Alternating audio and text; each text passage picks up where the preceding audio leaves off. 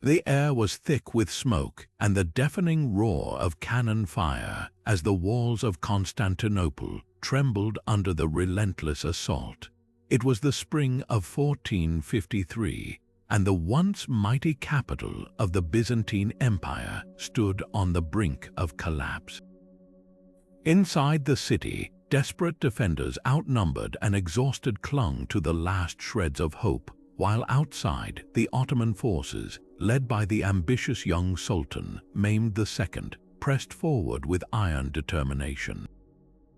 This was no ordinary siege. It was the dramatic climax of a centuries-old struggle, a moment that would echo through history.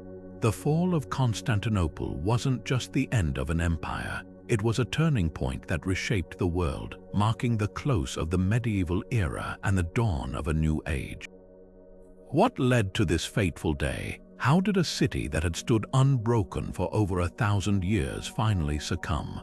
The answers lie in a web of political intrigue, military innovation, and cultural shifts that stretched far beyond the battlefield. From the crumbling alliances of Christian Europe to the sheer audacity of Mehmed's war machines, every detail played a part in this epic showdown and the consequences. They rippled across continents, influencing trade routes, sparking the Renaissance, and even altering the course of exploration that would eventually lead to the discovery of the New World. In this video, we're going to peel back the layers of history to uncover the full story behind the fall of Constantinople. We'll explore the key players, the brilliant strategists, the betrayed emperors, and the soldiers who fought to the bitter end. We'll examine the cutting-edge weapons that shattered ancient defenses and the political miscalculations that left the Byzantines isolated in their darkest hour. And we'll trace the lasting legacy of this pivotal event, revealing how its echoes still resonate today. This isn't just a tale of conquest, it's a saga of ambition, resilience, and the unstoppable tide of change. So join me as we step back into the final dramatic hours of Constantinople and uncover the secrets of its fall. The Byzantine Empire wasn't always on the verge of collapse. At its height, it was a dazzling beacon of wealth, culture, and military might, the eastern bastion of Christianity and the heir to Rome's imperial legacy. But by the time Mehmed II's cannons thundered at its walls, Byzantium was a shadow of its former self. The empire's decline was a slow unraveling, a series of missteps and misfortunes that stretched over centuries. It began with the gradual loss of territory as Arab armies in the 7th century seized key provinces like Syria and Egypt, cutting off vital trade routes and tax revenues. Then came the Seljuk Turks, who overran much of Anatolia after the disastrous Battle of Manzikert in 1071, stripping Byzantium of its agricultural heartland. But perhaps the most devastating blow came not from foreign invaders, but from fellow Christians, the Knights of the Fourth Crusade. In 1204, these supposed allies turned on Constantinople, looting its treasures, burning its libraries, and carving up the empire into feudal states. The Byzantines eventually reclaimed their capital, but the damage was irreparable. The city's defenses had been breached, its economy crippled, and its prestige shattered.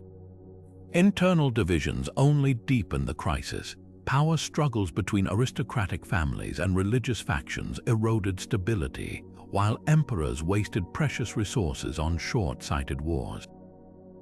Trade, once the empire's lifeblood, dwindled as Italian city-states like Venice and Genoa dominated Mediterranean commerce. Even the famed Byzantine gold coin, the solidus, once the dollar of the medieval world, lost its value, replaced by foreign currencies. By the 15th century, Constantinople was a lonely fortress surrounded by Ottoman lands, its population a fraction of its ancient peak. The empire's territories had shrunk to little more than the city itself and a few scattered outposts. Yet despite its weakness, Byzantium clung to life, buoyed by the belief that God would never let the new Rome fall. That faith would soon be put to the ultimate test. While Constantinople struggled to hold onto its fading glory, a new power was rising in the lands to its east, one that would reshape the fate of the ancient city forever. The Ottomans began as a small Turkish principality in the late 13th century, little more than a band of warriors carving out territory in the fractured remains of the Seljuk Empire. But under a series of ambitious sultans, they transformed into an unstoppable force, methodically swallowing up Byzantine lands until Constantinople stood alone, an island in a rising Ottoman tide. The first major leap forward came under Sultan Murad I, who ruled from 1359 to 1389. Murad wasn't just a conqueror, he was a visionary administrator who laid the foundations of a centralized state.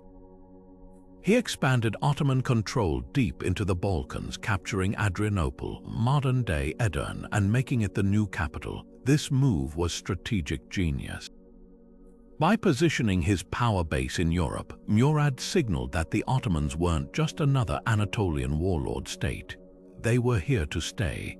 His victories at battles like the Maritsa River in 1371 shattered Serbian resistance, opening the door for further expansion. Murad's successor, Bayezid I, known as the Thunderbolt, took this momentum and turned it into an empire. In less than a decade, Bayezid's forces overran Bulgaria, crushed a Crusader army at Nicopolis in 1396, and pushed Byzantine territory to its smallest extent yet. But his most chilling move, the siege of Constantinople itself in 1394. Though the city held out, the message was clear: the Ottomans could strike at the heart of Byzantium whenever they chose. Bayezid's reign, however, ended in disaster when he was captured by Timur at the Battle of Ankara in 1402, a temporary setback that stalled Ottoman ambitions but didn't erase their looming threat. What made the Ottomans so formidable wasn't just military might. They mastered the art of assimilation, absorbing conquered peoples into their system rather than simply crushing them. Christian soldiers became janissaries, the elite infantry corps. Local rulers were often left in place, as long as they paid tribute and pledged loyalty.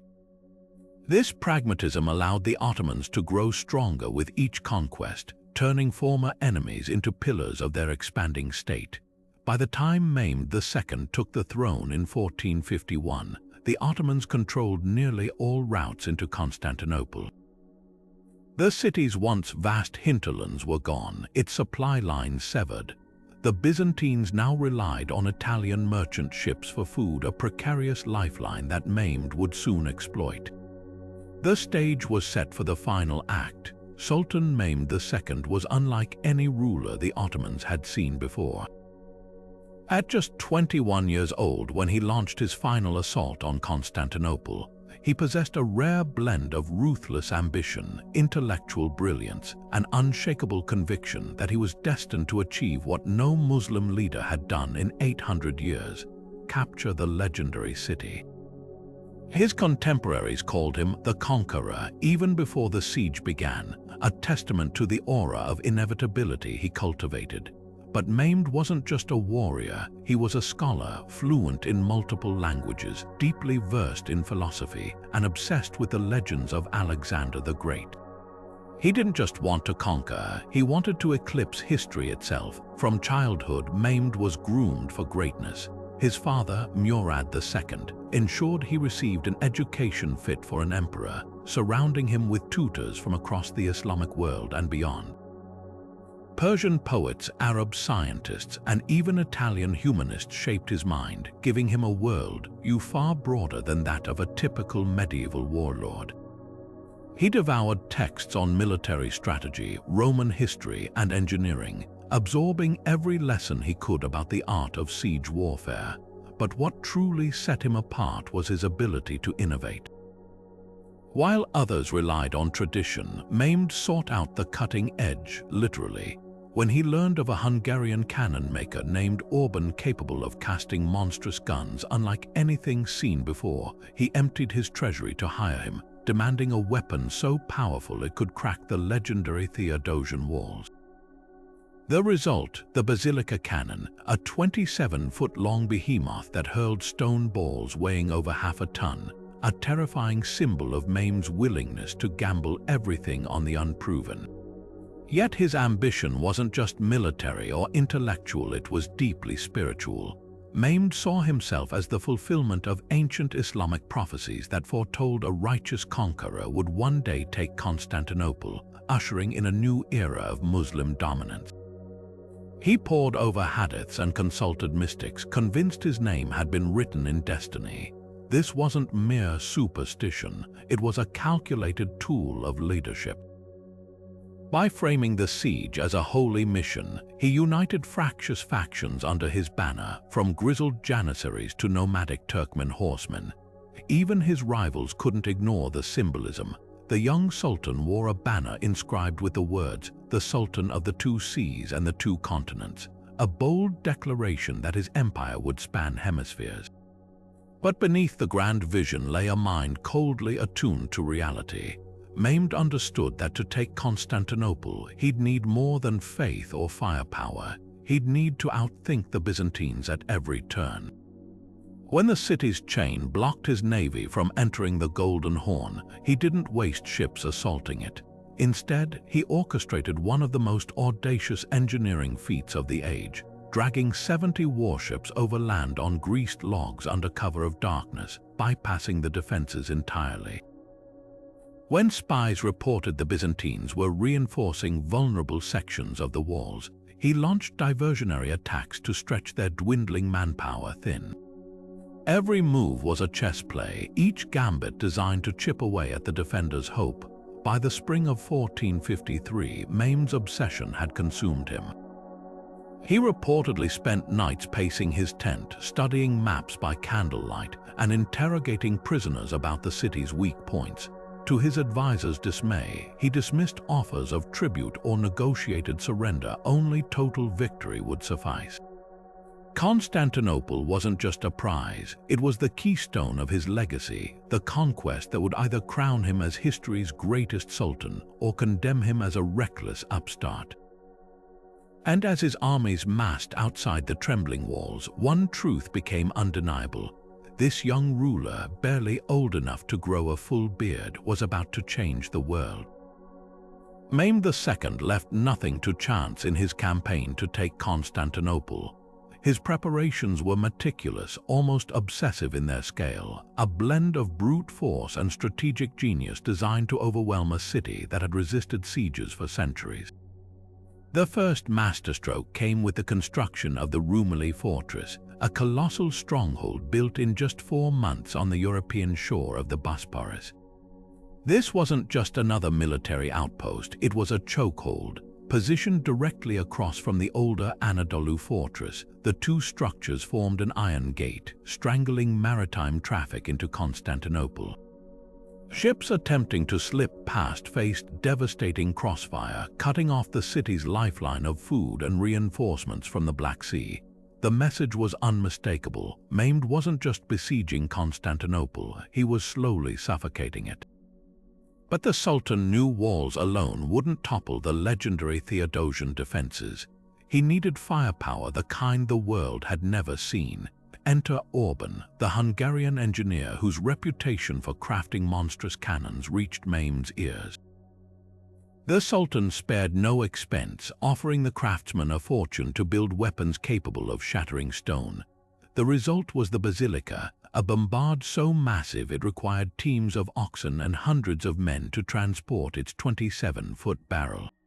Its stone projectiles, each weighing over 1,200 pounds, could reduce towers to rubble with a single shot.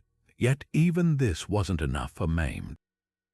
He commissioned an entire battery of similar guns, turning the plains outside Constantinople into an artillery park that rumbled day and night with test firings.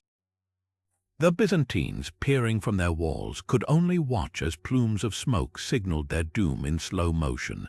And then there was the army, a force so vast it seemed to blot out the horizon. Estimates suggest Mehmed assembled between 80,000 and 200,000 soldiers, a swirling mix of janissaries, Sipahi cavalry, and irregular troops from across the empire. The janissaries, the empire's elite infantry, were the backbone. taken as children from Christian families, converted to Islam, and trained relentlessly, they were fanatically loyal to the Sultan. Their discipline was legendary. Where other forces might falter under the horrors of siege warfare, the Janissaries advanced like clockwork. Alongside them marched miners from Serbia, tasked with tunneling beneath the walls, and archers from Anatolia whose arrows would darken the sky. Mehmed even mobilized naval forces, a fleet of over 100 ships to blockade the city from the sea, though their initial failures would later force his infamous overland ship maneuver. Logistics alone were a nightmare. Feeding such a host required supply lines stretching deep into Ottoman territory, with grain stores stockpiled in advance. Engineers built pontoon bridges to speed troop movements, while blacksmiths worked around the clock to repair armor and weapons. Spies infiltrated Constantinople, mapping weak points and spreading demoralizing rumors. Every detail, from the timing of attacks to the psychological warfare of relentless cannon fire, was calibrated to erode the defenders' will. By the time Mehmed's banners unfurled before the city's gates, it wasn't just an army Constantinople faced, it was an entire machine of conquest, engineered down to the last nail and arrowhead. The siege hadn't even begun, and already the Ottomans had rewritten the rules of war. Constantine XI never asked for the crown, and by the time it was placed upon his head in 1449, the Byzantine Empire was already breathing its last. The man who would become the final emperor was a reluctant ruler, thrust onto a throne that had become more symbol than substance. Yet history would remember him not for how he ruled, but for how he chose to face the end. Unlike Mehmed's youthful ambition, Constantine's reign was defined by grim pragmatism. He inherited a treasury so empty that court officials melted down silver church ornaments to mint coins, an army so depleted that foreign mercenaries outnumbered Greek soldiers, and a capital where whole neighborhoods stood abandoned, their empty houses crumbling into weeds. From the moment he took power, Constantine pursued one desperate strategy: survival through diplomacy. He sent envoys racing across Europe, pleading for swords, ships, and soldiers. To Venice, he promised trade concessions. To Hungary, he offered dynastic marriages. To distant Aragon, he even dangled the possibility of Byzantine vassalage. But the Christian powers of Europe had grown weary of the East's endless crises. Kings listened politely, then turned their attention elsewhere, all except the Pope in Rome, who saw an opportunity. Nicholas V offered aid, but at a terrible price. The Orthodox Church must submit to papal authority, ending the great schism that had divided Christianity for 4 centuries. For Constantine, this was an impossible choice. Uniting the churches might bring Venetian galleys and Genoese crossbowmen, but it would outrage his own people, who viewed Latin Christianity as heretical. Riots had already erupted when rumors spread of such a deal. The emperor himself was a devout Orthodox Christian, raised to believe Constantinople's safety depended on divine favor. Would God protect a city that abandoned its faith? Yet what alternative remained? By 1452, his diplomats reported a crushing truth: without Western help, the city would fall. In December of that year, beneath the flickering candles of Hagia Sophia, a reluctant ceremony unfolded. Orthodox bishops, some weeping, signed the decree of union with Rome. The act was as hollow as it was heartbreaking. No priests changed their rituals, no parishioners crossed themselves differently. Only the emperor and a handful of desperate elites pretended the schism had healed. When the news reached the streets, mobs shouted that they'd rather see Turkish turbans in the city than Latin mitres. Even Constantine's own sister declared she would disown him. The promised aid from Europe, it arrived in cruel trickles: 200 archers from Genoa, a handful of ships crewed by Venetian adventurers, a Spanish cardinal with chests of gold that barely covered a month's mercenary wages. Meanwhile, Mehmed's noose tightened. As Ottoman troops severed the remaining supply routes, Constantine made his final gamble, personally leading sorties to burn enemy siege engines under cover of darkness. He knew the numbers were hopeless, perhaps 7,000 defenders against an army 20 times larger, yet he refused Mehmed's offers of safe passage, reportedly answering, "To surrender the city is beyond my authority or anyone else's who lives in it." In those final weeks, the emperor became a ghostly figure, patching breaches in the walls with rubble and prayer. On the night before the last assault, he gathered his commanders for a somber farewell, then walked alone through the city he could not save. Some claim he removed his imperial insignia, choosing to die as a common soldier. When dawn broke on May 29, 1453, Constantine fought shoulder to shoulder with his men at the crumbling St. Romanus Gate, his sword swinging until the Janissaries overwhelmed the position. His body was never found, only a pair of purple boots glimpsed amid the corpses, though even that may be legend. What lingers isn't just the tragedy, but the cruel irony. Constantine's sacrifice to secure Western aid had accomplished almost nothing, while his defiance made him immortal. In Greece today, folk songs still whisper of the marble emperor, a sleeping hero who will one day rise to reclaim Constantinople. The truth is simpler and sadder. The last Byzantine ruler was a man who understood the cost of his choices and paid it without flinching. The triple walls of Constantinople were more than mere fortifications. They were a marvel of military engineering, a labyrinth of stone and death that had defied invaders for over 1,000 years. Built under Emperor Theodosius II in the 5th century, these defenses weren't just walls. They were a synchronized system designed to grind attackers into dust. The outermost barrier stood 20 feet high, a modest obstacle meant to slow advancing forces. Behind it lay a second wall, taller and thicker, studded with towers spaced at precise intervals to allow overlapping arrow fire. But the true masterpiece was the third and innermost wall, a colossal 40-foot tall monstrosity with towers so massive they could house entire garrisons. Together, these layers created a killing zone where any force breaching the first line would find themselves trapped, exposed to withering crossfire from above. What made the Theodosian walls so formidable wasn't just their height or thickness, it was the genius of their design. The builders incorporated subtle slopes to deflect siege engine projectiles, while the tower's strategic placement eliminated blind spots. Moat systems fed by aqueducts could be flooded to hinder tunneling attempts, and hidden sally ports allowed defenders to launch surprise counterattacks. Even maintenance was engineered for survival. Hollow chambers within the walls stored repairs materials, enabling rapid fixes during sieges. This wasn't just architecture, it was psychological warfare. Generations of attackers, Persians, Avars, Arabs, had broken against these barriers like waves on a cliff, their assaults dissolving into chaos and corpses. Yet the wall's true strength lay in the stories woven around them. For centuries, Constantinople's citizens believed their city was divinely protected, a notion the walls embodied. When the Arab Umayyads besieged the city in the 7th and 8th centuries with armies 10 times larger than its defenders, the walls held. When Bulgar Khan Krum surrounded the city with siege towers in the 9th century, only to see his forces decimated by Greek fire, the walls stood.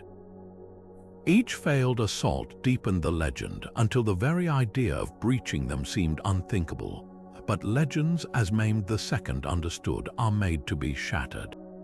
The Ottomans didn't just bring brute force, they brought innovation. Theodosius engineers had designed the walls to withstand trebuchets and battering rams, not the monstrous gunpowder artillery Mehmed deployed. As the basilica cannon's projectiles slammed into the walls, each impact sent cracks spiderwebbing through masonry that hadn't moved in centuries. The psychological blow was as devastating as the physical one. For the first time, defenders watched as dust rained from sections no enemy had ever reached. The unthinkable was happening, the impossible walls were failing. In hindsight, the walls' greatest weakness wasn't their design, but the world they were built for. Theodosius architects couldn't have envisioned an age where firepower would eclipse fortifications, where a single cannon could undo a millennium of confidence. By 1453, the vaunted triple walls had become a relic of an older era, still formidable but no longer invincible. Their fall marked more than a military defeat. It symbolized the end of an age where stone alone could secure destiny. Mehmed's victory proved that no wall, no matter how brilliantly constructed, could withstand the tide of change forever. The Byzantines and Ottomans approached warfare like master artists wielding entirely different brushes, one steeped in ancient traditions, the other embracing the raw power of innovation. At the heart of Byzantine defense stood Greek fire, a terrifying liquid flame that could burn even on water. This closely guarded secret, piped through pressurized bronze tubes onto enemy ships, had saved Constantinople countless times since its invention in the 7th century. Imagine the horror of Ottoman sailors watching jets of fire leap across the waves, clinging to their sails and skin despite frantic attempts to douse it. But by Mehmed's siege, Greek fire had lost some of its edge. The exact formula, likely a volatile mix of naphtha, quicklime, and sulfur, had been diluted over generations, and the aging delivery systems lacked their former precision. Worse still, the Byzantines could no longer produce it in sufficient quantities. What once was an unstoppable weapon had become a flickering shadow of its past glory. Meanwhile, the Ottomans staked their future on the thunderous promise of gunpowder. Mehmed's artillery park represented a revolution in warfare, dozens of cannons ranging from handheld serpentines to the city-shaking basilica. Unlike Greek fire's secretive alchemy, these weapons relied on measurable physics, precise ratios of saltpeter, charcoal, and sulfur packed into iron barrels. The Ottomans didn't just use gunpowder, they industrialized it, establishing foundries across their empire to ensure a constant supply. Their bombards didn't just chip at walls, they transformed entire sections into rubble with methodical, hammer-like blows. Where Byzantine technology was mystical and defensive, Ottoman innovation was systematic and offensive, a perfect reflection of their diverging worldviews. The naval mismatch was equally striking. Byzantium's fleet, once the terror of the Mediterranean, had dwindled to barely a dozen creaky galleys by 1453.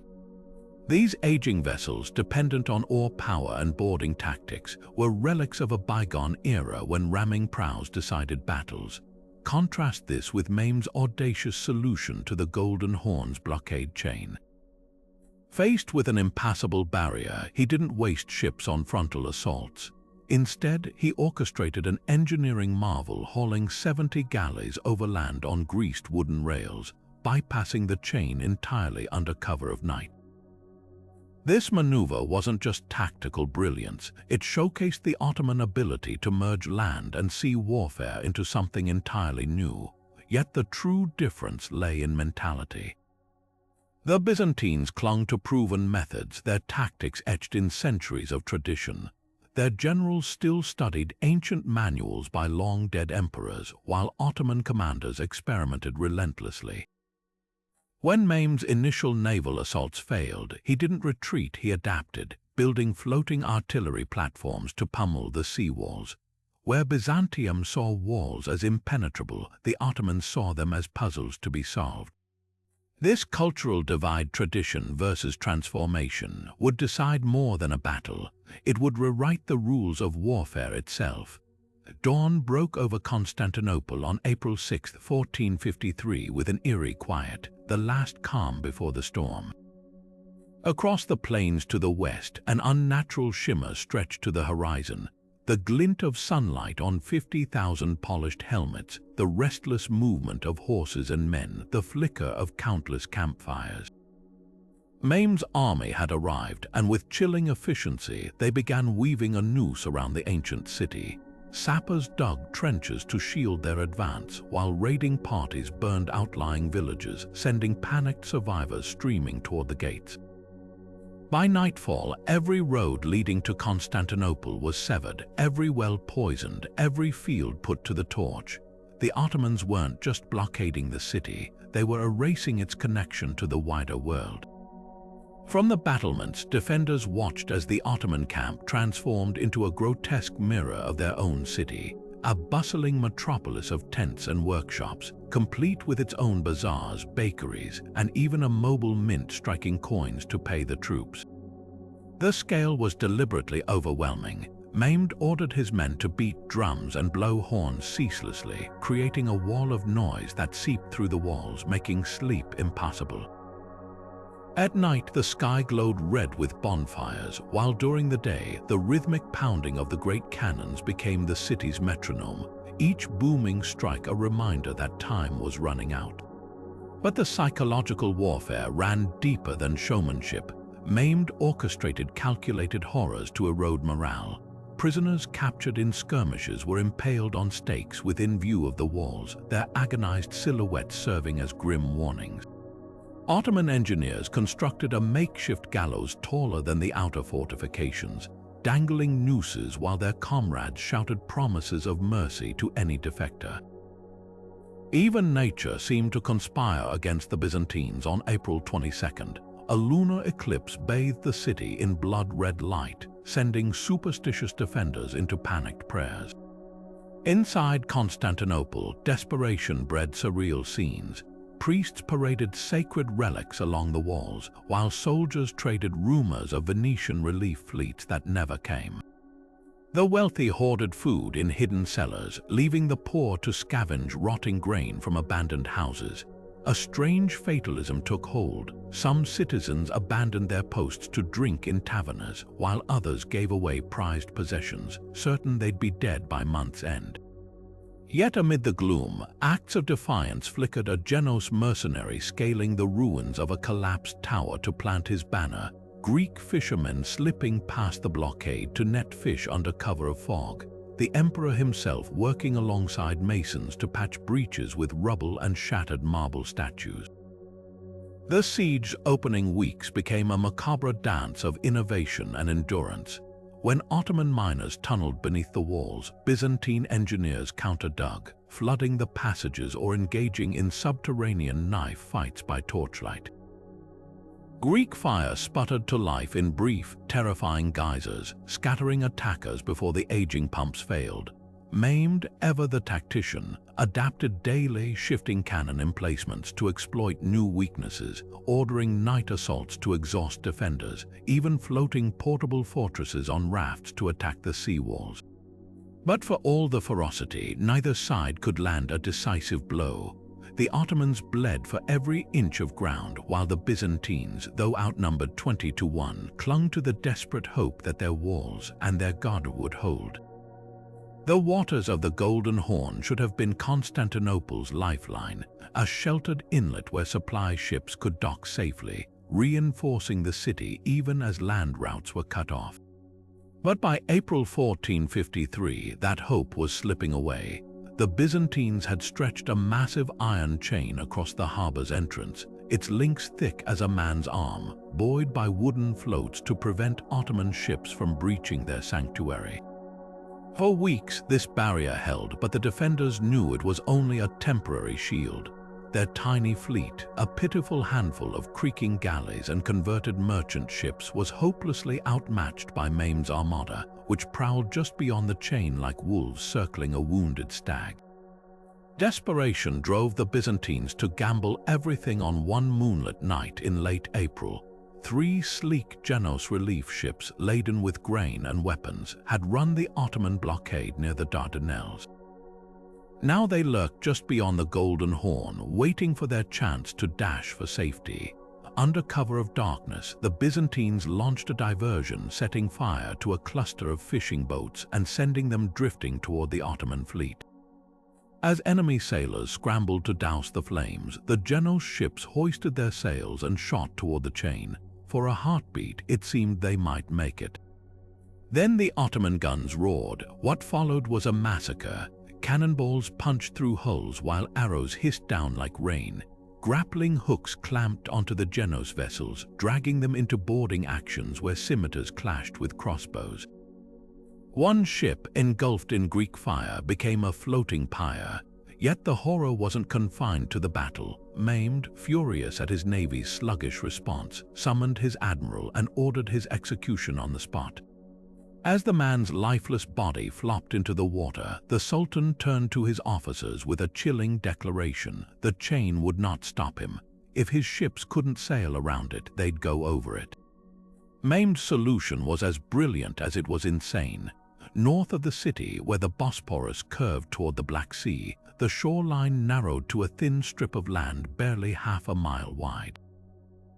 Here, the Sultan ordered hundreds of workers to carve a road through the hills, its surface slicked with animal fat. Under the eerie glow of torchlight, teams of oxen and thousands of men strained to haul 70 Ottoman galleys, some weighing over 40 tons, up the greased wooden rails. The groaning of ropes and the shouts of overseers echoed for days as ships crested the ridge like grotesque land creatures, their hulls cradled in makeshift slings. By dawn on April 22nd, the impossible had happened. An entire fleet now floated in the Golden Horn behind the chain, its oars slicing the water as it advanced on the city's undefended northern walls. The psychological impact was catastrophic. Byzantine sentries, waking to see enemy sails where none should be, spread panic through the streets. Overnight, the defenders' already stretched manpower had to divert soldiers to new positions, thinning their lines to the breaking point. Mehmed, watching from a hilltop, reportedly laughed as his cannons resumed their bombardment, now with warships adding their own fire from the harbor. The chain still held, but its purpose had been gutted. Like a chess grandmaster sacrificing his pawns to checkmate a king, the Sultan had rewritten the rules of naval warfare in a single stroke. Yet even in this moment of triumph, hints of Ottoman vulnerability flickered. The transported ships, though strategically positioned, were dangerously exposed. When the Byzantines launched a daring night raid with fire ships, they nearly incinerated Mehmed's entire fleet before a shift in wind saved the day. The Sultan's gamble had paid off, but it was a reminder that audacity alone wouldn't win the siege. The real battle for Constantinople was just beginning. The earth itself seemed to recoil with each thunderous blast from the basilica bombard, a monstrous weapon whose roar could be heard miles away. Day after day, the massive cannon unleashed its fury upon the Theodosian walls, hurling 600-pound stone projectiles with such force that entire sections of masonry simply disintegrated on impact. Witnesses reported seeing the massive stone balls streak through the air like comets, trailing smoke before striking with apocalyptic force, shattering towers into clouds of dust and debris. But Mehmed's strategy wasn't just about raw destruction, it was a calculated war of attrition. The bombard fired only 7 times a day, not due to weakness but by necessity. Each shot required hours of cooling and meticulous reloading, a process involving teams of oxen to reposition the barrel and engineers packing enough gunpowder to level a house. The pauses between strikes were deliberate, allowing defenders just enough time to rush forward with makeshift repairs of rubble and wooden braces, only for the next projectile to undo their frantic work in an instant. Nor was the basilica alone. Surrounding it stood dozens of smaller cannons, each targeting specific weak points in the defenses, while the great bombard hammered the same stretch of wall near the St. Romanus Gate, pulverizing it centimeter by centimeter. The secondary guns kept up a relentless rhythm, preventing defenders from concentrating their efforts. The noise alone became a weapon. Ottoman drummers and cymbal players amplified the chaos, their cacophony merging with the screams of wounded men and the groaning of stressed stone. Byzantine soldiers described the experience as standing inside a collapsing mountain, their ears bleeding from the constant concussions, their hands trembling so violently they could barely nock arrows. Yet the defenders refused to break. Under cover of darkness, Greek and Italian engineers scrambled to rebuild what the cannons had shattered, stacking stones and driving wooden beams into the gaps. They devised ingenious stopgaps, dumping bundles of wool and cotton into breaches to absorb the impact of projectiles. hanging woven carpets soaked in vinegar to dampen the force of explosions. Some even risked their lives to sabotage Ottoman guns, slipping through enemy lines to stuff mud and rags down barrels. For weeks, this grotesque dance continued, the Ottomans blasting holes, the Byzantines patching them, each side locked in a battle where time itself was the ultimate weapon. The greatest test came in early May, when the basilica's relentless pounding finally collapsed an 80-foot section of the outer wall. Cheering Ottoman troops surged forward, only to find the Byzantines had erected a makeshift inner barricade overnight, a tangled mass of sharpened stakes, overturned carts and rubble. Constantine himself led the counterattack, his sword flashing as janissaries clambered over the debris. The fighting descended into a brutal melee of axes, spears, and point-blank arquebus fire, the narrow breach becoming a meat grinder that swallowed men by the hundreds. By dawn, the Ottomans withdrew, leaving the ground slick with blood, but the message was clear. No matter how many stones Mehmed's cannons toppled, the defenders would not yield until their bodies filled the gaps. The bombardment would continue. Beneath the shuddering impacts of Mehmed's cannons, another kind of warfare was unfolding, one fought in suffocating darkness, where men dug with pickaxes and listened for the faintest scrape of an enemy's shovel. The Ottomans had long mastered the ancient art of sapping, tunneling beneath fortifications to plant explosives or collapse walls from below. Now they turned this silent weapon against Constantinople's already battered defenses.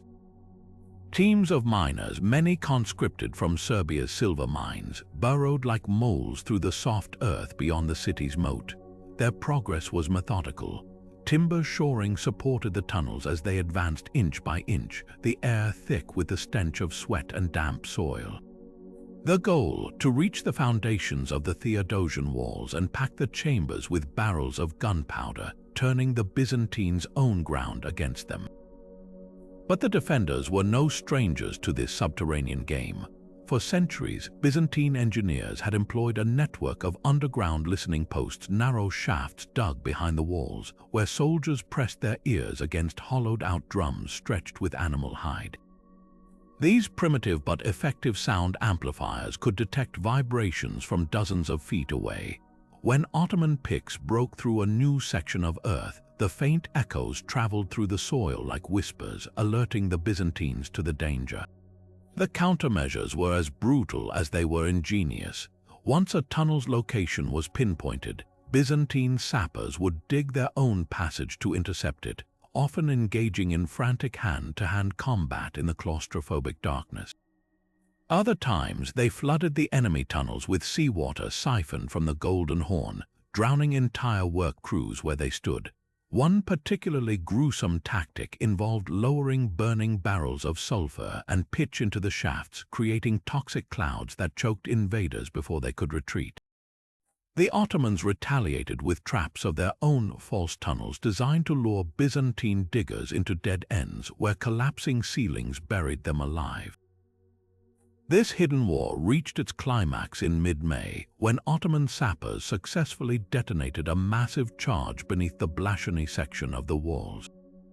The explosion sent a geyser of earth and stone skyward, swallowing a tower and dozens of defenders in an instant. Yet even as janissaries poured into the breach, the Byzantines rallied, hurling down pots of Greek fire and rolling carts loaded with rubble into the gap. The battle for Constantinople wasn't just fought on the walls. It raged under them in a labyrinth of dirt and blood where victory went to those who could outthink, outdig, and outlast their enemies in the endless dark. As the sun dipped below the horizon on May 28, 1453, an eerie stillness settled over both camps outside Constantinople. Inside the Ottoman tents, soldiers polished their swords and whispered prayers, their faces lit by the flickering glow of 1,000 campfires. At the heart of this sea of flame stood Mehmed II, cloaked in a crimson robe embroidered with gold thread, his voice cutting through the night as he addressed his gathered army. He spoke not just as a sultan, but as a prophet of destiny, his words weaving promises of earthly riches and eternal glory. beyond those walls lies a city older than time," he thundered, gesturing toward the shadowy silhouette of Constantinople. "Its churches groan with gold, its palaces overflow with treasures unseen since Solomon. But greater still is the honor awaiting you. The first to breach its gates will earn a place in paradise, their names sung by poets for 1,000 years."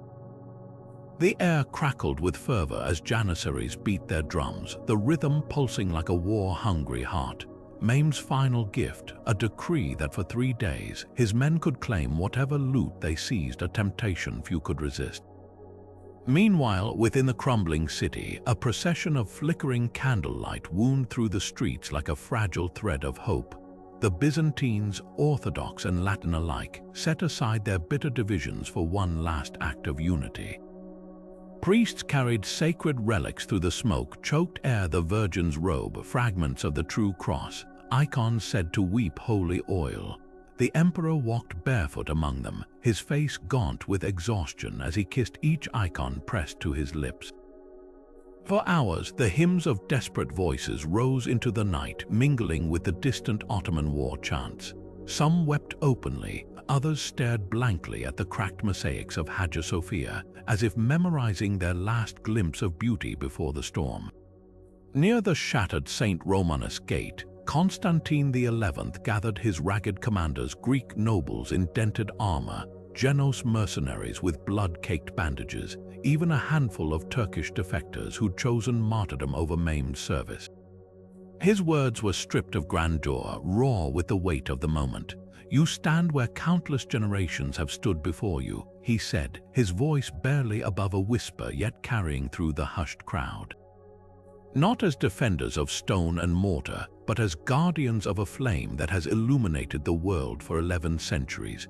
Tomorrow, that flame may be extinguished, but let it not be said we died without lighting the darkness one last time. He spoke of no victory, offered no false hope, only this, the chance to choose how their story would end. As the men clasped hands, an old Venetian gunner began singing a hymn in his native tongue. Slowly, others joined, the melody swelling until it drowned out the distant enemy drums. The night passed in fragments of fitful sleep and silent vigils.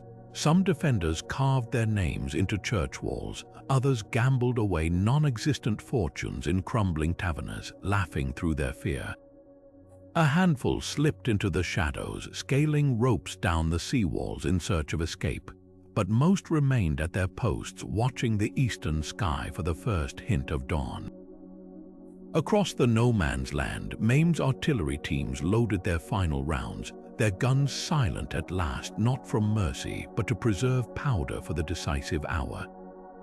The Sultan himself paced his tent, pausing only to study a well-worn map of the city's weaknesses. Both leaders knew the same truth. When the sun rose, there would be no more speeches, no more strategies. Only blood and fire and the unyielding tide of history. As the last light faded on May 28th, strange whispers began circulating among the exhausted defenders of Constantinople. Soldiers huddled along the battered walls swore they saw flickering lights dancing along the dome of Hagia Sophia. Not the steady glow of lanterns, but an unearthly radiance that pulsed like a dying heartbeat. Byzantine chroniclers later claimed it was the Holy Spirit itself, abandoning the great church on the eve of its desecration. Others told of phantom processions circling the altar, their choral voices carrying through locked doors before dissolving into silence. Even Mehmed's camp was not immune to the creeping dread. Ottoman scribes recorded how sentries near the Sultan's tent screamed of a towering figure clad in golden armor striding across the sky, his sword pointed toward the city in silent judgment. The omens grew darker as midnight approached. Deep beneath Hagia Sophia, priests keeping vigil beside the sacred relics reported pools of holy water bubbling without cause, their surfaces clouding as if tainted by unseen hands.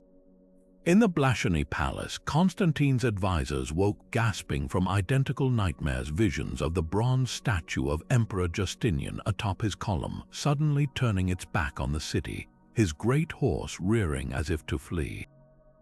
By the docks, fishermen hauled nets heavy with dead fish, their scales blackened as though scorched from within. The air itself seemed charged with impending doom, thick with the sulphurous stench of Greek fire despite no battles being fought. Most chilling of all was the story passed between Genoese mercenaries at the St. Romanus Gate. Hours before dawn, a lone sentry spotted a woman cloaked in white gliding along the battlements, her bare feet leaving no prints in the dust. When he called out, she turned, revealing hollow eyes that wept silver tears, and whispered a single phrase in perfect Latin: "The angel has surrendered his sword." Moments later, an earthquake tremor rattled the walls, sending stones tumbling into the moat. Whether divine warning or fevered hallucination, these portents seeped into the bones of every man who witnessed them. Even the most hardened warriors fingered their amulets that night, knowing in their marrow that history's scales were tipping toward some terrible, irreversible moment. The first streaks of dawn on May 29, 1453, painted Constantinople's broken walls in shades of blood and gold. Then the horns sounded a deafening, unholy blast that rolled across the plains like the trumpets of Judgment Day. Mehmed's final assault had begun. Wave after wave of Ottoman troops surged forward, their voices rising in a chilling crescendo of war cries and Quranic verses. At the front raced the axe-wielding Bashi Bazauks, frenzied irregulars promised paradise if they fell. They crashed against the outer defenses like a human tide, their bodies piling high as Byzantine crossbow bolts punched through flesh. These were sacrificial pawns, Mehmed's brutal calculation to exhaust the defenders before his elite janissaries even drew their swords. Amid the chaos at the St. Romanus breach, the towering figure of Giovanni Giustiniani stood like a colossus. The Genoese mercenary captain had become the soul of the defense, his armored frame a rallying point for crumbling lines. For hours he directed a killing field, pouring boiling pitch onto scaling ladders, rallying terrified Greeks and Italians with hoarse shouts, his sword arm never slowing even as Ottoman arrows found gaps in his plate armor. Then came the moment that shattered Byzantine hope. A stray arquebus shot, perhaps fired by a child soldier in Mehmed's ranks, pierced Giustiniani's boot, the lead ball mangling his foot. As blood pooled in the dirt, the unthinkable happened. The indomitable warrior fell. His men watched in horror as he was carried toward the harbor, his agonized screams audible even over the battle's roar. With their commander gone, the Genoese ranks wavered, then broke. The breach became a slaughterhouse, janissaries pouring through like floodwaters through a ruptured dam. Yet the cruelest twist came not at the main breach, but at a forgotten postern gate near the Blasciani Palace. The Kirkeporter, a small sally port left ajar after a nighttime sortie, had gone unguarded in the frenzy. Ottoman scouts probing the periphery spotted the open bolt. Within minutes, 50 janissaries slipped through unchallenged, their banners suddenly appearing atop the inner walls. The sight sent panic rippling through the Byzantine ranks. Soldiers who'd held firm for weeks turned in confusion, seeing the enemy both before them and behind. Constantine, fighting near the Lycus River, barely had time to grasp the disaster before the cry went up, "The Turks are in the city." What followed wasn't battle but butchery. Janissaries fanned out through shadowed alleys, hacking through civilian mobs surging toward Hagia Sophia. Some defenders fought on. Greek fire guttered one last time from the sea walls, igniting an Ottoman galley, but the tide was unstoppable. By midday, Mehmed's standard flew from the crumbling ramparts, its crescent moon casting a sickle-shaped shadow over streets choked with smoke and screams.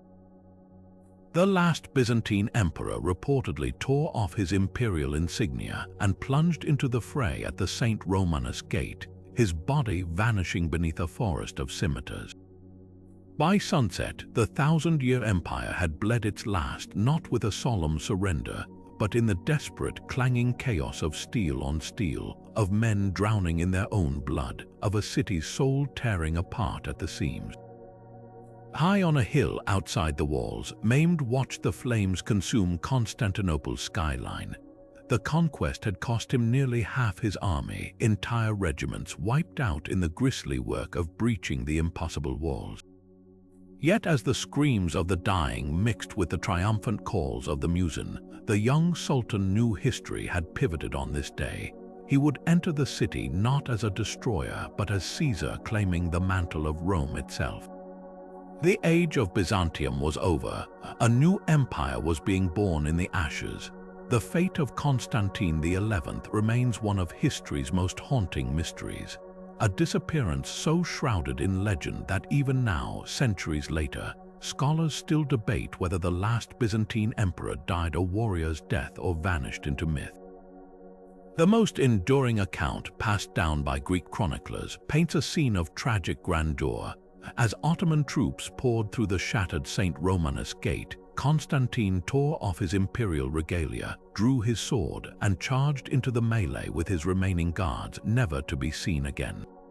Some claimed his body was found beneath a mountain of corpses, so badly mutilated that only the purple boots of a basilius identified him. Others insisted Mehmed himself ordered a search, distraught that his rival had eluded capture even in death. Yet not a single contemporary Ottoman record mentions recovering the emperor's remains, a glaring omission for a conqueror who meticulously documented every trophy of his victory.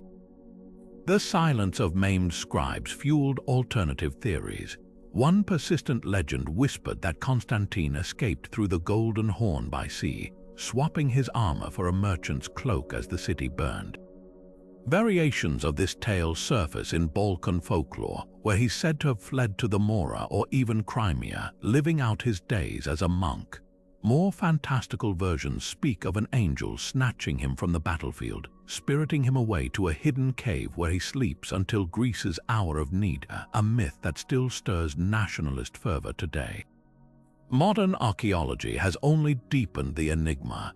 In the 1950s, Turkish researchers excavating near the ancient St. Romanus Gate unearthed a mass grave filled with 15th-century skeletons, one clad in fragments of gilded armor. Could this have been Constantine? The evidence is tantalizing but inconclusive. No insignia or personal artifacts confirmed the identity, and the site was disturbed during later construction. Equally intriguing are Venetian archives from the siege's aftermath, which mention an unidentified nobleman matching Constantine's description boarding a Genoese galley bound for Italy. The ship's logs were lost, leaving the claim forever suspended between fact and fantasy. Perhaps the most poignant clue lies in Mehmed's own actions. Days after the fall, the Sultan ordered a meticulous search for Byzantine regalia, crowns, scepters, even the ceremonial shoes of emperors past. If Constantine's body had been found, why this obsession with symbols of a vanquished throne? Unless, of course, their absence whispered a truth too unsettling to record, that the last emperor of Byzantium had denied his conqueror even the satisfaction of a confirmed death. In the end, Constantine's fate mirrors his empire's legacy, a vanishing act so perfect it transcends history, leaving only echoes and questions in its wake. The final hours of Byzantine resistance gave way to an orgy of destruction that would scar Constantinople for generations. As Ottoman troops poured through breaches in the walls on May 29, 1453, the city descended into chaos. For 3 days, Mehmed's soldiers ran wild through streets that had stood for 11 centuries, their bloodlust fueled by promises of unrestricted plunder. The first targets were Constantinople's legendary churches. Hagia Sophia's golden altar was stripped bare, its mosaic smashed by soldiers convinced the tiles concealed hidden jewels. Ancient manuscripts from the imperial library burned in pyres that lit up the night, casting flickering shadows on marauders hauling away bronze statues to melt down for cannonballs. Even the dead were not spared. Tombs of emperors were pried open in search of burial finery, their bones scattered like kindling. The human toll was even more harrowing. Contemporary accounts describe mothers throwing themselves and their children into wells rather than face captivity, while Ottoman slavers herded thousands toward makeshift auction blocks near the Forum of Constantine. Byzantine nobles were paraded through the ruins in chains, their distinctive red boots marking them for ransom or execution. Genoese and Venetian merchants who had defended the city found no mercy. Their trading compounds were torched, their warehouses emptied. One Venetian captain recorded watching stoic Byzantine nuns being marched past the smoldering ruins of their convent, their voices still chanting hymns as they disappeared into slavery. Yet amid the carnage, Mehmed himself rode through the smoke-choked streets with growing unease. The city he had dreamed of ruling was being reduced to rubble before his eyes, its palaces looted, its aqueducts broken, its population decimated. On the third day, the Sultan finally intervened. Mounting the pulpit of Hagia Sophia, now stripped of its crosses and hastily converted to a mosque, he declared an end to the violence. His justification blended pragmatism with symbolism. Why destroy what Allah had granted him to rule? Guards were posted to protect remaining landmarks and artisans spared to repair damage. Those citizens still hiding in cellars were offered protected status, provided they swore allegiance to their new ruler. The contrast between Mehmed's measured vision and his army's rampage reveals the siege's central irony. The conqueror who had shattered the Theodosian walls with cannon fire now positioned himself as the city's savior, ordering the restoration of churches and inviting exiled Greeks to return. His first official act was to commission a census of surviving scholars, offering them pensions to stay and rebuild Constantinople's intellectual heritage even as their libraries still smoldered. This duality would define Ottoman rule for centuries. The same hands that unleashed destruction now carefully gathered the fragments, stitching Byzantium's legacy into the fabric of a new empire. Witnesses described an eerie quiet settling over the ruined capital by June 1st. The stench of smoke and death lingered, but the cries of the enslaved had faded as caravans departed for markets in Edirne and Bursa. Only then did Mehmed walk alone through the shattered corridors of the Blasphemy Palace, running his fingers over bullet-pocked icons and toppled columns.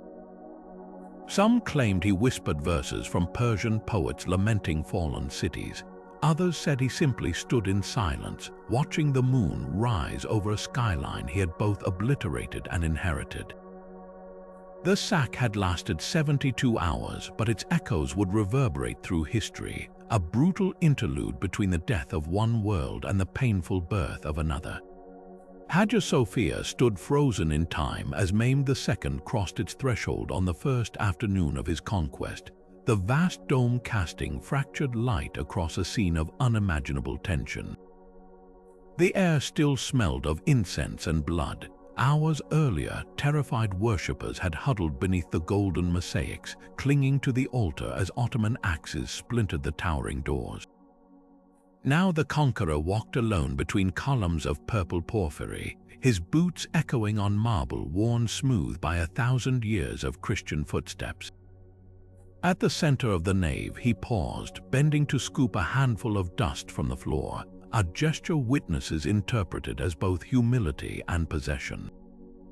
Then, with deliberate solemnity, he climbed the pulpit and recited the Shahada, Islam's declaration of faith, his voice reverberating through the cavernous space where Byzantine emperors had once been crowned. In that instant, the great cathedral became Hagia Sophia Mosque, its crosses replaced with crescents, its icons veiled beneath layers of plaster. The transformation wasn't merely architectural, it was a calculated act of psychological dominion. Mehmed understood the power of symbols. By claiming Hagia Sophia, he wasn't just seizing a building, he was erasing the spiritual heart of Byzantium. For Orthodox Christians, this was the Church of Holy Wisdom, the place where Emperor Justinian had reportedly exclaimed, "Solomon, I have surpassed you." Its dome had defied earthquakes and sieges for 9 centuries, becoming a living testament to divine favor. Now, as workers scrambled to whitewash the Virgin and Child mosaics above the apse, that favor seemed irrevocably withdrawn.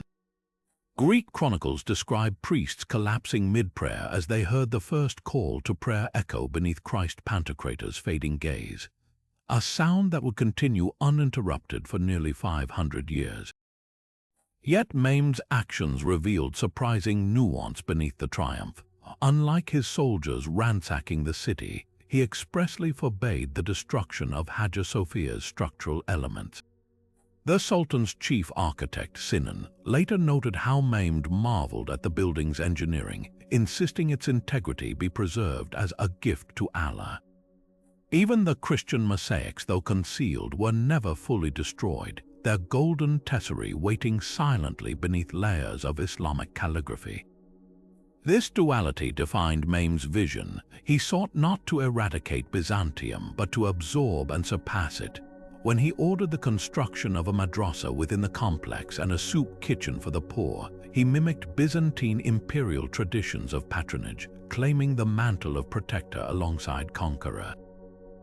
For the city's shattered inhabitants, the sight of minarets rising beside Hagia Sophia's dome was a visceral reminder of their new reality. Venetian diplomat Niccolò Barbaro recorded elderly Greeks crossing themselves uncontrollably at the sound of muezzins singing from what had once been their holiest sanctuary. Yet within generations, a curious symbiosis emerged. Ottoman architects replicated the dome's design in mosques across the empire, while Christian artisans, often descendants of those who witnessed the conversion, were employed to maintain the very building that symbolized their subjugation. The plaster hiding the mosaics grew thin in places, allowing glimpses of the Virgin's golden halo to shimmer through during certain hours of sunlight, a silent metaphor for the complex layers of history accumulating beneath the surface. Historians still debate whether that afternoon in 1453 marked an ending or a beginning. For Islam, it was the fulfillment of a prophecy attributed to Mehmed, who promised his followers would one day pray in Constantinople's greatest temple. For Christendom, it became a rallying cry, a loss so profound it fueled calls for crusades that never materialized.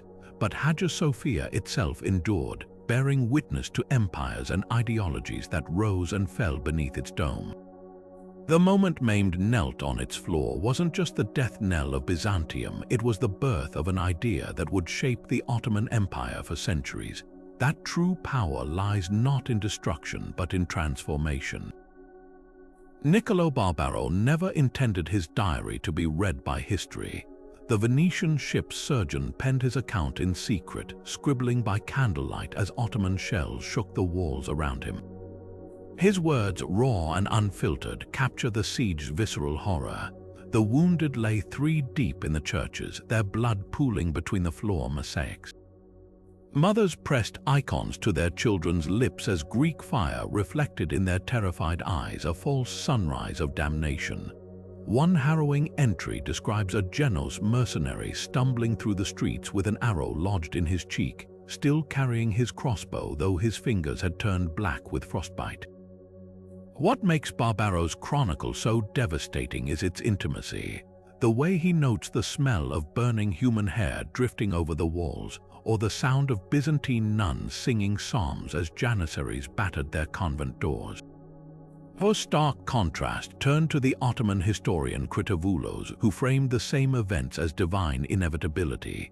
His account of the final assault reads like an epic poem. The Sultan's cannon spoke with the voice of Allah himself, their thunder shaking sinners from their false dreams of salvation. Where Barbaro saw senseless slaughter, Kritavoulos described Mehmed's troops as gardeners pruning the withered branches of an ancient tree. One particularly chilling passage glorifies the moment Ottoman flags replaced crosses on Hagia Sophia's dome, claiming sunlight immediately brightened as if blessing the transformation. The Greek scholar George S. Francis, who lost his family in the chaos, offers a third perspective, one of numbed resignation. His chronicle records bizarre details others missed: flocks of ravens circling the Blasciani palace for days beforehand, packs of stray dogs howling along the seawalls as if mourning in advance. Most heartbreaking is his matter-of-fact list of nobles who died defending the gates, their names followed by simple epitaphs. Demetrios Palaiologos held the Lycus River crossing until his sword broke. Last seen using a splintered oar as a club. These accounts collide most dramatically when describing Mehmed's entry into the conquered city. Barbaro writes of the Sultan dismounting at Hagia Sophia and impulsively scooping a handful of dirt onto his turban, a gesture the Venetians interpreted as shame. Critavoulos recasts the same moment as triumphant humility. The conqueror humbled himself before God, mingling the dust of Rome's fall with his brow. S. Francis, ever the pragmatist, notes dryly that Mehmed's first official act was to inventory the surviving wine cellars. Such contradictions reveal less about the events themselves than about the shattered worldviews left in their wake. One side's apocalypse was the other's dawn of empire. The human cost surfaces in fragments across all accounts. Barbaro's clinical notes as a physician detail the unnatural quiet of wounded men dying without screaming, their lungs punctured by arrowheads. Critavoulos admits, almost in passing, that the Ottoman dead were so numerous their burial pits overflowed into the Lycus River, contaminating the water supply for weeks. And in a private letter discovered centuries later, a Genoese merchant described watching from a hidden attic as looters played soccer with a severed head, only realizing it was his brother's when they kicked it close enough to recognize the gold tooth. What unites these voices is their shared disbelief at witnessing the impossible. Barbaro's final entry, written aboard a fleeing galley, captures it best. We looked back at the burning skyline, all of us whispering the same heresy. If Constantinople could fall, then perhaps Judas really did repent, and Jerusalem will one day sink into the sea. The city wasn't just a place to these chroniclers, it was the linchpin holding their understanding of order together. Its collapse forced them to reckon with a terrifying truth. No empire, no faith, no walls built by man or God are truly eternal. News of Constantinople's fall rolled across Europe like a death knell, leaving kings and cardinals alike grasping for explanations in the face of the unthinkable. In Venice, where merchant families had grown rich off Byzantine trade, panic sent waves through the Rialto market. Spices suddenly doubled in price as rumors spread of Ottoman fleets descending on Mediterranean ports. Pope Nicholas V reportedly collapsed upon hearing the news, his dream of reuniting Christendom now ashes alongside the burned libraries of the East. The shock wasn't merely political, it was existential. For centuries, Europeans had whispered prophecies about the city's divine protection, that as long as Constantinople stood, the gates of hell would remain barred. Now those gates had splintered, and the nightmares came flooding in. The immediate response was a tangle of guilt and finger-pointing. Italian city-states traded accusations like dagger thrusts. Venetians blamed Genoese sailors for abandoning their posts, while Genoa retaliated with claims that Venetian merchants had secretly supplied Mehmed with gunpowder. In Rome, preachers thundered against Orthodox stubbornness for rejecting papal authority, conveniently ignoring how Western Crusaders had sacked the same city in 1204. Orthodox bishops scattered in exile countered that God had withdrawn his favor precisely because Constantine XI betrayed the true faith by submitting to Rome. The irony was bitter. The very schism that doomed Byzantine pleas for aid now deepened as both sides scrambled to assign blame. Yet scattered acts of defiance flickered amid the gloom. Hungarian warlord John Hunyadi marshaled troops along the Danube, vowing to push the Turk back to Anatolia, only to watch his coalition crumble when German princes refused to fund the campaign. Aragonese privateers launched reckless raids on Ottoman shipping, capturing galleys laden with Byzantine artifacts, including what they swore was a piece of the true cross looted from Hagia Sophia. Even distant England's King Henry VI pledged 20,000 gold ducats toward a new crusade, though the money mysteriously vanished before reaching the front lines. These hollow gestures revealed an uncomfortable truth. Christendom's fervor for holy war had dimmed. The age when kings would march barefoot to Jerusalem was over. Now they calculated risks and revenues. The most tragic response came from the Byzantine refugees themselves. Scholars who escaped with nothing but the clothes they wore became living repositories of a lost world, their knowledge suddenly coveted in capitals that had ignored their ancestors for centuries. In Florence, the humanist scholar Cardinal Bessarion, once a cleric in Constantinople, presented the Pope with a priceless collection of classical manuscripts salvaged from the flames. "These are not books," he declared, "but the soul of Greece." His plea sparked the first glimmers of what would become the Renaissance as Italian artists pored over rediscovered texts by Plato and Aristotle, their minds ablaze with ideas preserved by the very empire Europe had failed to save. For all the hand-wringing and hollow promises, no army ever marched to reclaim Constantinople. The crusade, called by Pope Pius II in 1464, died on the docks of Ancona, its would-be warriors melting away from plague and desertion. What emerged instead was a quieter transformation, a dawning realization that the old order had irrevocably changed. When Mehmed styled himself Caesar I Rum, Caesar of Rome, and began minting coins with his profile beside ancient Roman emperors, the symbolism cut deep. The Ottomans weren't just conquerors, they were heirs, reshaping Byzantium's legacy into something new. Europe's failure to act wasn't just cowardice, it was the reluctant acknowledgement that the world now turned on different axes, where trade routes mattered more than theology and survival meant facing eastward. The lamentations of monks and diplomats would continue for generations, but their cries sounded increasingly like elegies for an age already past.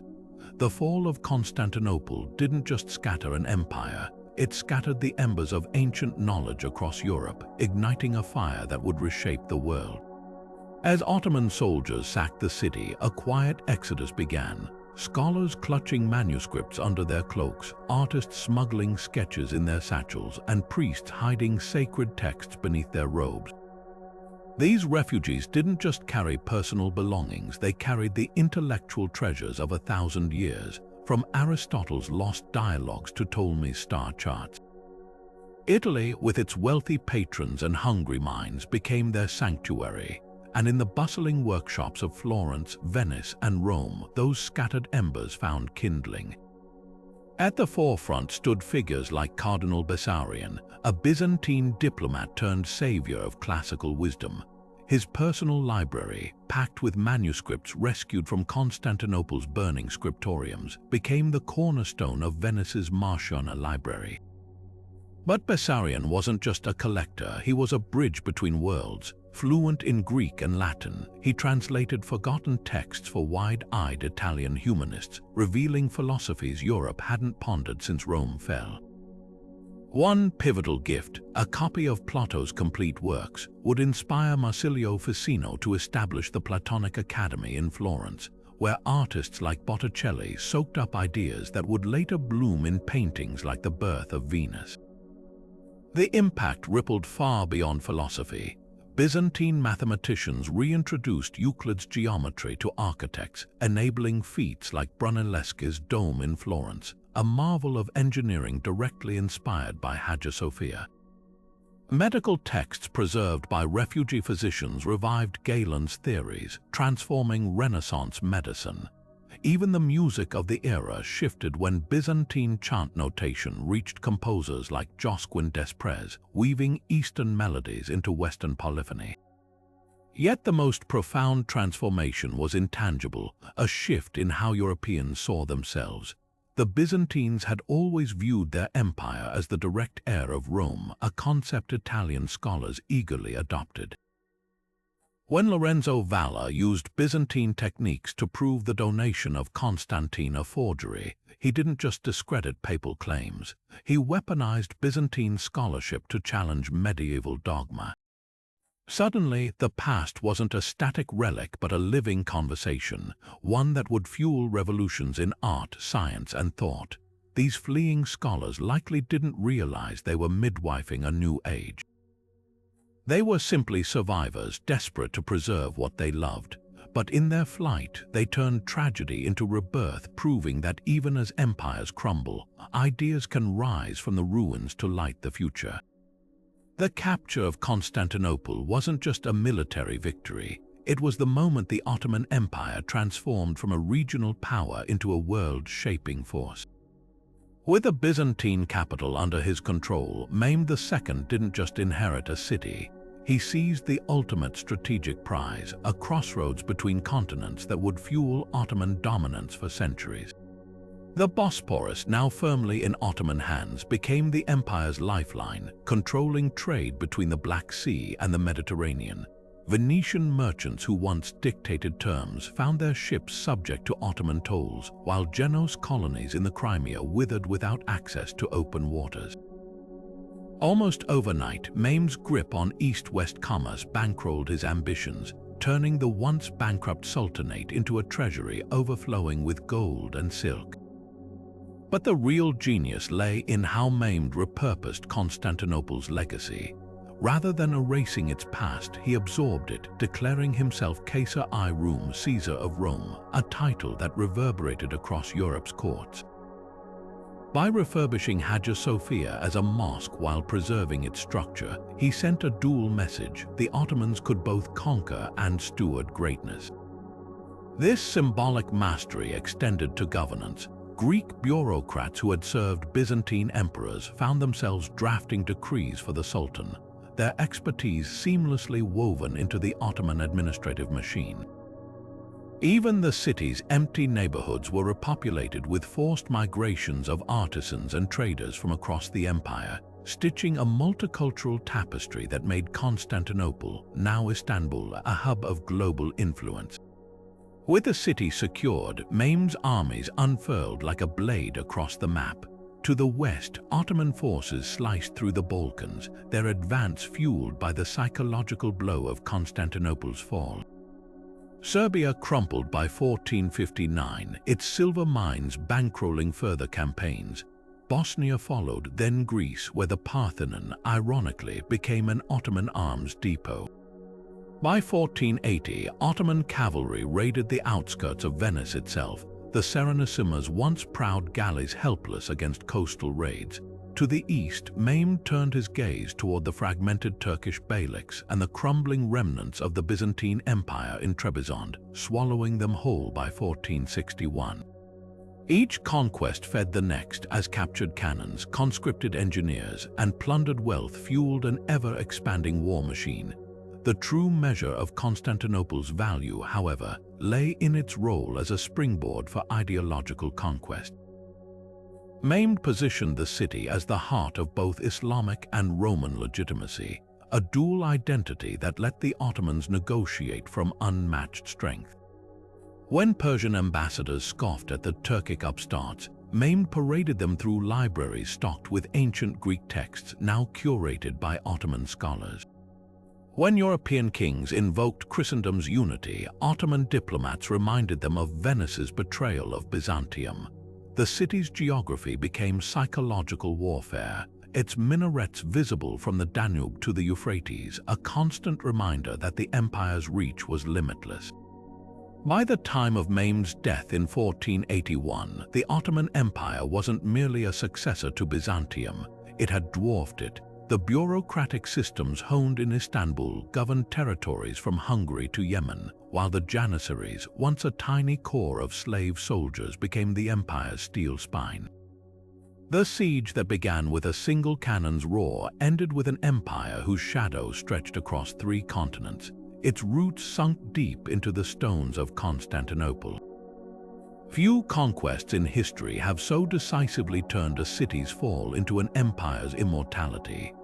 What if Western Europe had answered Constantinople's desperate cries for help?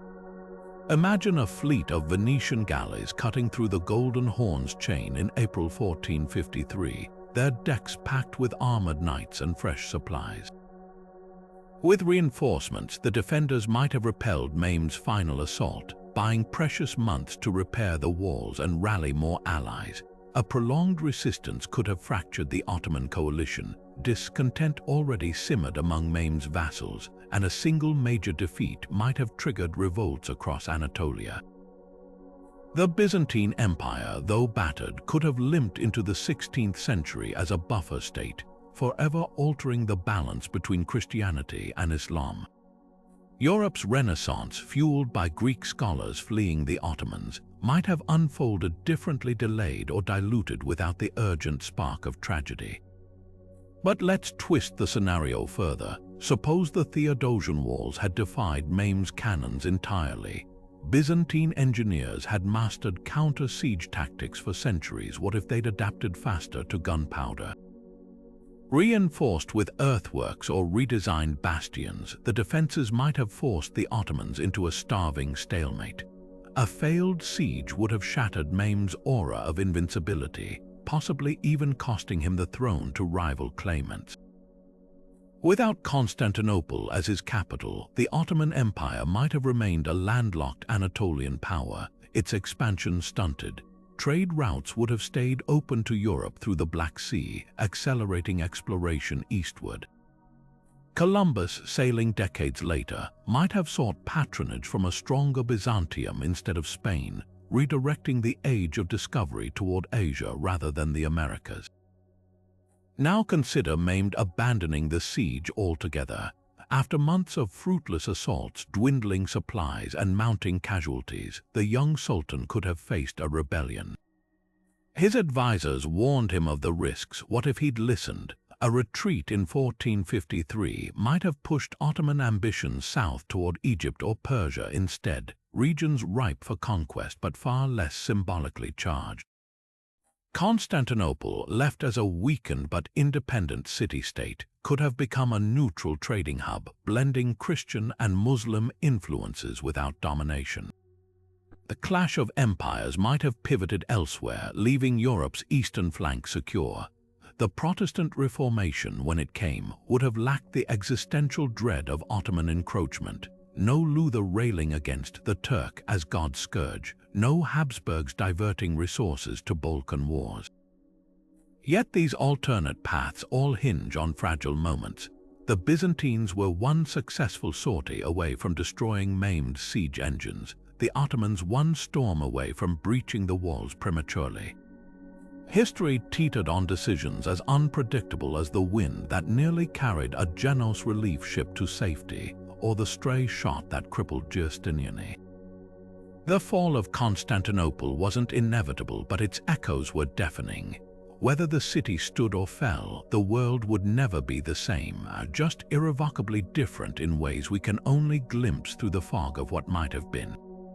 The fall of Constantinople didn't just end an empire, it cast a shadow that stretches into our modern world, shaping everything from geopolitics to cultural identity in ways few historical events have. Walk through Istanbul today, and you're treading on layers of contested memory. The same cobblestones that echoed with Byzantine chariots now vibrate under the call to prayer from minarets that once were bell towers. Hagia Sophia, perhaps the most potent symbol of this duality, has lived multiple lives: a cathedral, a mosque, a museum, and then a mosque again in 2020, a decision that reignited centuries-old tensions. This isn't just about architecture, it's about whose history gets to claim the present. For Turkey, reclaiming Hagia Sophia as a mosque was a declaration of continuity with Mehmed the Conqueror's legacy. For Greece and much of the Orthodox world, it felt like a fresh wound, a reminder that 1453 never really ended. The legacy of the siege pulses through modern Greek-Turkish relations like an unresolved chord. In Greece, schoolchildren still learn about the fall of the city as a national trauma, a moment when Hellenic civilization was severed from its spiritual heart. Annual commemorations keep the memory alive, while folk songs whisper of the marble emperor who will one day return to reclaim what was lost. Across the Aegean, Turkish narratives frame the conquest as a triumphant rebirth, the moment a rising power eclipsed a fading empire. These competing memories fuel real-world tensions, from disputes over maritime borders to the treatment of minority populations. When a Turkish fighter jet buzzes a Greek island, or when Greece blocks EU funding for Ankara, the ghosts of 1453 are never far from the surface. Even the name of the city remains a battleground. To much of the world, it's Istanbul, a name derived from the Greek phrase "eyes tin pollen," meaning "to the city." But in Greece, it's still referred to formally as Constantinople in official documents, a linguistic resistance to the idea that history's verdict is final. This isn't mere semantics, it reflects how deeply national identities are tied to that fateful spring. The irony, Mehmed himself called it Constantini in official documents, embracing his role as heir to Rome even as he shattered its last remnant. Today's politicians still play that same game, invoking the past to justify present ambitions. Beyond the Balkans, the conquest reshaped global power dynamics in ways we're still untangling. With Constantinople as their base, the Ottomans dominated trade routes between Asia and Europe for centuries, forcing Western powers to seek new paths, a desperation that spurred Columbus's voyage and the age of colonization.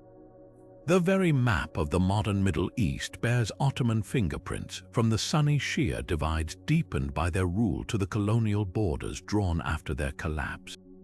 Even Russia's identity as the Third Rome, championed by Ivan the Terrible and later Tsars, was a direct response to Constantinople's fall, a claim to orthodox leadership that echoes in Putin's rhetoric today.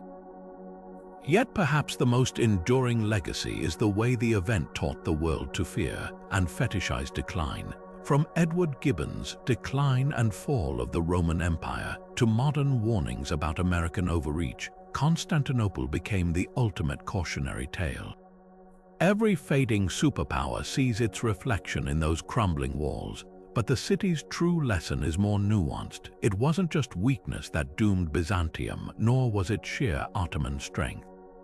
It was the collision of old and new, a fortress built for arrows meeting cannons, a divine right emperor facing a sultan who wielded both scripture and science. In our era of drone warfare and cyber conflicts, that lesson feels uncomfortably familiar. The past isn't dead in Istanbul, it's not even past. The fall of Constantinople didn't just mark the end of an empire, it severed the last thread connecting Europe to its ancient past and flung the world headlong into a new age. In that single, brutal spring of 1453, the medieval era gasped its final breath, and the modern world took shape amid the smoke of shattered walls. Think of it, for over a millennium, Constantinople had been the vault where Rome's legacy was kept alive, its laws, its art, its very idea of empire. When Mehmed's cannons finally silenced its last defenders, they weren't just toppling a city, they were shattering a lens through which history itself had been viewed. The reverberations were immediate and profound. Trade routes pivoted, sparking the voyages that would discover new continents. Scholars fleeing the ruins carried sparks of classical knowledge that ignited the Renaissance. Even faiths realigned as Orthodox refugees spread across Europe, and the Ottomans cemented Islam's foothold in Europe. This wasn't merely a conquest, it was a continental earthquake, its aftershocks still rippling through our politics, our cultures, even our conflicts today. Yet beyond the geopolitical shifts, Constantinople's fall holds a darker, more universal lesson: the fragility of even the mightiest civilizations. Here was a city that had withstood 29 sieges across 11 centuries, its walls deemed impenetrable by generations.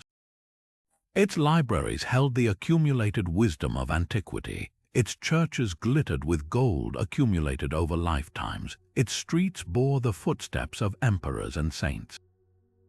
And yet, in weeks it was gone, not slowly eroded by time, not peacefully surrendered, but torn apart by violence, its treasures scattered, its people enslaved, its memory rewritten. There's a chilling resonance in that for our own era, where skyscrapers scrape clouds and digital archives promise permanence. If Constantinople teaches us anything, it's that no city, no matter how grand, is immune to the tides of history. What makes the story so compelling isn't just the scale of the loss, but the strange beauty of what rose from its ashes. The Ottomans didn't erase Constantinople. They absorbed it layer by layer, just as the Byzantines had once absorbed Rome. Walk through Istanbul today, and you'll find Byzantine cisterns still holding water beneath Ottoman palaces, Greek mosaics peeking through Islamic calligraphy, the ghosts of two empires sharing the same stone. That tension between destruction and renewal, between memory and reinvention, is the heartbeat of history itself. So as we close this chapter, I'll leave you with a question to ponder in the comments. What other fallen cities or vanished empires keep you awake at night? The mysteries of history are never just about dates and battles. They're mirrors reflecting our own fragile moment in time. And if Constantinople's fall proves anything, it's that every civilization, no matter how brilliant, is just one generation away from becoming someone else's ancient wonder.